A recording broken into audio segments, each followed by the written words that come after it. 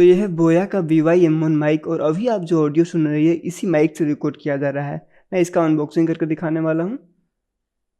इसमें आपको एक बड़े माइक में लगाने के लिए कोड मिलता है ये, और इस तरह का आपको ये माइक मिलेगा। कॉलर माइक है ये। इसका लेंथ बहुत ही बड़ा है। इसके अंदर एक में बैटरी मिला था जो कि मैंने इसमें लगा दिया हुआ था पहले से ही।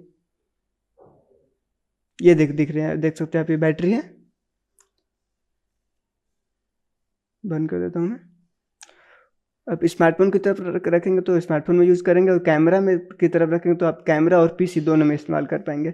अभी आप जो ऑडियो सुन रहे हैं इसी माइक से रिकॉर्ड किया जा रहा है, तो आप कमेंट में ज़रूर बताइएगा इसकी ऑडियो क्वालिटी कैसी है।